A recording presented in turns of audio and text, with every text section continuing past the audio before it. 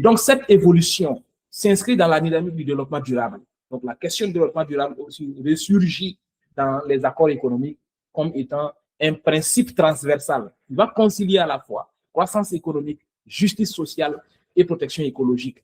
Et sur le plan normatif, c'est-à-dire sur le plan de la conception même des textes, vous allez voir que les traités d'investissement de la nouvelle génération, parce qu'aujourd'hui, avec les réformes des accords internationaux d'investissement, on assiste à un curseur qui se déplace.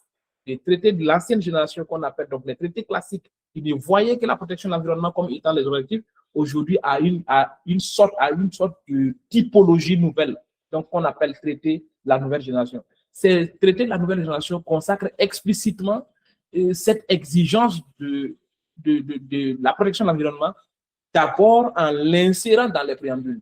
Vous allez voir en fait des préambules environnementaux, que je peux appeler comme ça, parce que vous allez avoir dans les accords économiques, dès le préambule, on énonce les objectifs environnementaux. Donc, que moi, je qualifie de préambules environnementaux. Donc, il y a des clauses aussi de non-abaissement des normes environnementales.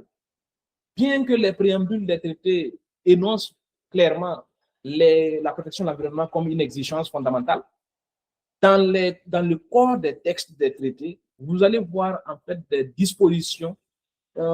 Certains traités énoncent ces dispositions comme on les appelle des clauses de non-abaissement des normes fondamentales, des normes environnementales. C'est-à-dire que dans les accords qui seront signés entre États d'accueil et États d'origine des capitaux privés étrangers, on s'accorde à dire que l'environnement ne peut pas, en fait, on ne peut pas avoir des règles de protection donc, des investisseurs privés étrangers qui soient des règles qui permettent d'abaisser les politiques publiques en matière environnementale.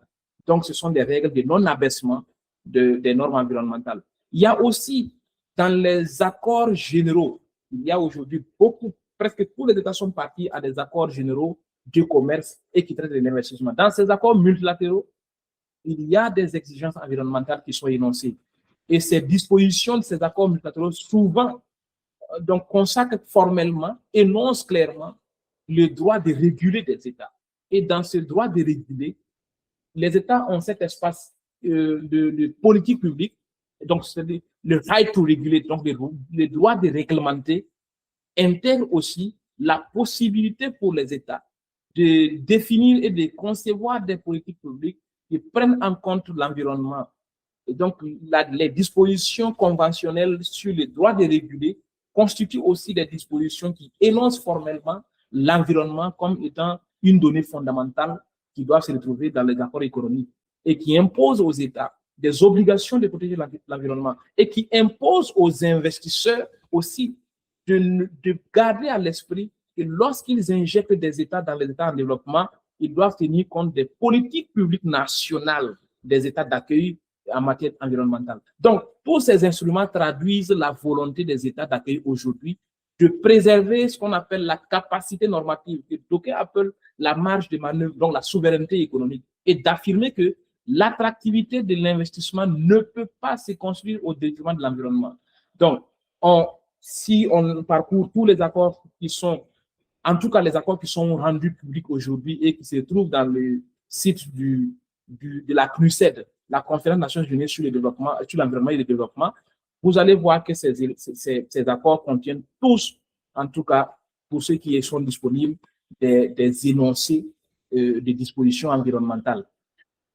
Mais on ne peut pas s'arrêter dans les énoncés formels. Concrètement, qu'est-ce que les énoncés imposent comme obligation et quelle est la portée réelle de ces énoncés qui sont formellement consacrés dans les traités. Donc, au-delà de la reconnaissance des principes, donc, presque aujourd'hui, tous les accords économiques des États en développement et même des pays développés reconnaissent aujourd'hui deux principes que la protection de l'environnement est une condition d'accès aux avantages des traités.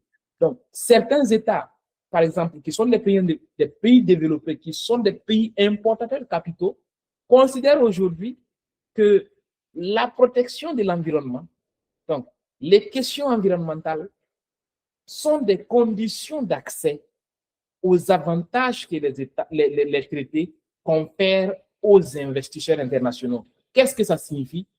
Ça signifie que les investisseurs internationaux, lorsqu'ils acquièrent des droits au travers des traités, sont eux aussi dans l'obligation de contribuer avec les États à protéger l'environnement. Et c'est la seule contribution, donc c'est la condition de contribution donc de l'investisseur à la protection de l'environnement qui lui donne droit de bénéficier des droits qui sont dans les traités.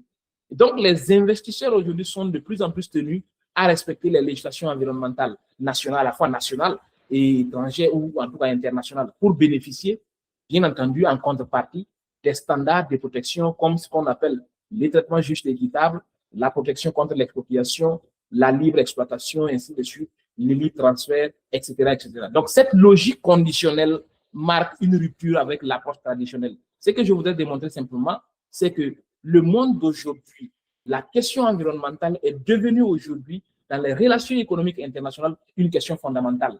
De sorte que les acteurs économiques ne peuvent pas ne pas contribuer à protéger l'environnement.